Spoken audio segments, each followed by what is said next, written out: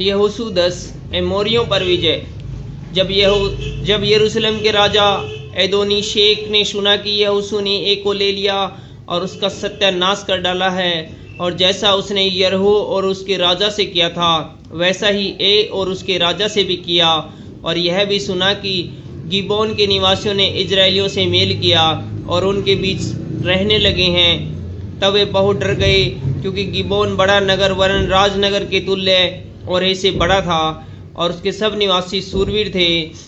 इसलिए यरूशलेम के राजा अदोनी शेख ने हेब्रोन के राजा होमाम, यरमूत के राजा पिराम, लाकीश के राजा यापी और एगलोन के राजा दबीर के पास यह कहला भेजा, मेरे पास आकर मेरी सहायता करो और चलो हम गिबोन को मारे, क्योंकि उन्हें यहूसी और इजराइलियों से मेल कर लिया है। इसलिए यरूशलेम, हेब्रोन, यरमूत, लाकीश, एगलोन के पांचों एमोरी राजाओं ने अपनी अपनी सारी सेना इकट्ठी करके चढ़ाई कर दी और गिबोन के सामने डेरे डाल के उससे युद्ध छेड़ दिया। तब गिबोन के निवासियों ने गिलगाल की छावनी में यहोशू के पास यूं कहला भेजा, अपने दासों की ओर से तू अपना हाथ न हटाना, शीघ्र हमारे पास आकर हमें बचा ले और हमारी सहायता कर, क्योंकि पहाड़ पर रहने वाले एमोरियों के सब राजा हमारे विरुद्ध इकट्ठे हुए हैं। तब यहोशू सारे योद्धाओं और सब सूरवीरों को संग लेकर गिलगाल से चल पड़ा, और यहोवा ने यहोशू से कहा, उनसे मत डर, क्योंकि मैंने उनको तेरे हाथ में कर दिया है, उनमें से एक पुरुष भी तेरे सामने टिक न सकेगा। तब यहोशू रातों रात गिलगाल से जाकर एकाएक उन पर टूट पड़ा। तब यहोवा ने ऐसा किया कि वे इजराइलियों से घबरा गए, और इजराइलियों ने गिबोन के पास उनका बड़ा संहार किया और बेथोरोन के चढ़ाव पर उनका पीछा करके एजेका और मकेदा तक उनको मारते गए। फिर जब वे इजराइलियों के सामने से भागकर बेथोरोन की उतराई पर आए, तब एजेका पहुंचने तक यहोवा ने आकाश से बड़े बड़े पत्थर उन पर बरसाए और वे मर गए, जो ओलों से मारे गए उनकी गिनती इजराइलियों की तलवार से मारे हुए से अधिक थी। उस समय अर्थात जिस दिन यहोवा ने एमोरियों को इजराइल के वश में कर दिया, उस दिन यहोशू ने यहोवा से इजराइलियों के देखते इस प्रकार कहा, हे सूर्य तू गिबोन पर, और हे चंद्रमा तू आयालोन की तराई के ऊपर थमा रहा। और सूर्य उस समय तक थमा रहा और चंद्रमा उस समय तक थमा रहा जब तक उस जाति के लोगों ने अपने शत्रुओं से बदला न लिया।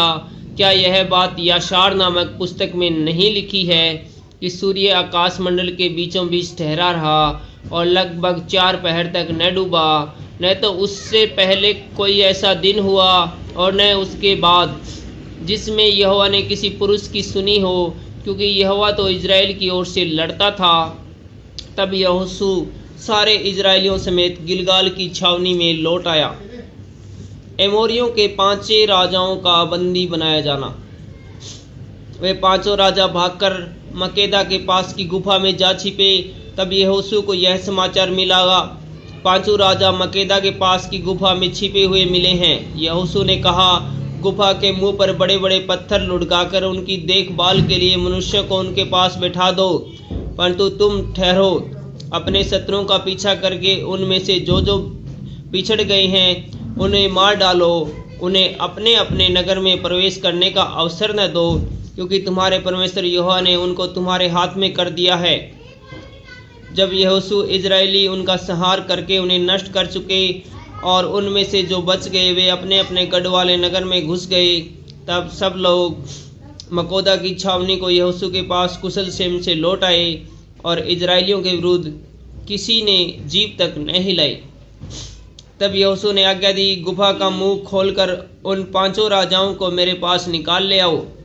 उन्होंने ऐसा ही किया और यरूशलेम, हेब्रोन, यमूर्त, लाकीश, एलोन के उन 5 राजाओं को गुफा में से उनके पास निकाल ले आए। जब वे उन राजाओं को यहोशू के पास निकाल ले आए, तब यहोशू ने इजराइलियों के सब पुरुषों को बुलाकर अपने साथ चलने वाले योद्धाओं के प्रधानों से कहा, निकट आकर अपने अपने पाँव इन राजाओं की गर्दन पर रखो। और उन्होंने निकट आकर अपने अपने पाँव उनकी गर्दन पर रखे। तब यहोशू ने उनसे कहा, मत डर और न तुम्हारा मन कच्चा हो। हियाव बांध कर दृढ़ हो, क्योंकि यहोवा तुम्हारे सब शत्रुओं से जिनसे तुम लड़ने वाले हो ऐसा ही करेगा। इसके बाद यहोशू ने उनको मरवा डाला और 5 वृक्षों पर लटका दिया, और वे सांझ तक उन वृक्षों पर लटके रहे। और सूर्य डूबते डूबते यहोशू ने से आज्ञा पाकर लोगों ने उन्हें उन वृक्षों पर से उतार के उसी गुफा में जहाँ वे छिपे हुए थे डाल दिया, और उस गुफा के मुंह पर बड़े बड़े पत्थर रख दिए। वे आज तक वहीं हैं। और अधिक एमेरी राज्यों पर विजय।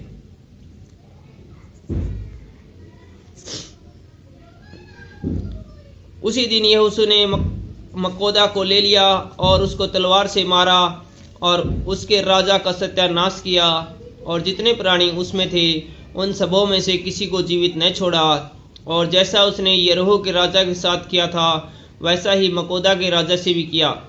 तब यहोशू सब इजराइलियों समेत मक्केदा से चलकर लिब्ना को गया और लिब्ना से लड़ा, और यहोवा ने उसको भी राजा समेत इजराइलियों के हाथ में कर दिया।